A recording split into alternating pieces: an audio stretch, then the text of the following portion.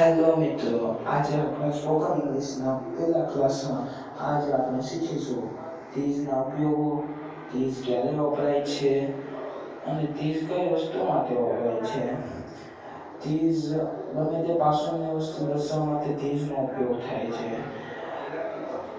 મારી પાસે પડી જેમ કે પેન, એને દર્શાવવા માટે ધીઝનો ઉપયોગ થાય છે. આ બોલપેન છે.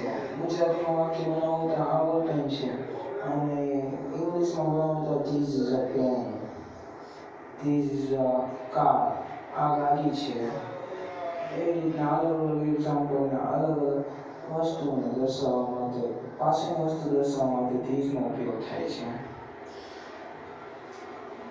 હવે જોઈએ ધીઝની વાક્ય રચના. ધીઝની વાક્ય રચનામાં એવું છે કે પહેલા ધીઝ આવે, ઇઝ આવે અને ગમે તે એક વસ્તુ દર્શાવવા હોય કે એક વસ્તુ દર્શાવવા માટે અ લાગે. એક્ઝામ્પલ તરીકે this is a car, this is a window. આપણે ધીઝના બીજા વાક્યો બનાવવા માટે નીચે આપેલા કૌંસમાં આપેલા અથવા ઇન ધ બ્રેકેટમાં આપેલા શબ્દનો ઉપયોગ કરીને વાક્ય બનાવી શકીએ.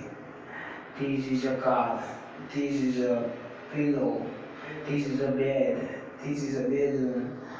હવે આપણે જોઈએ બીજા એક્ઝામ્પલ તરીકે this is a car, this is a window, this is a watch, this is a pen, this is a table, this is a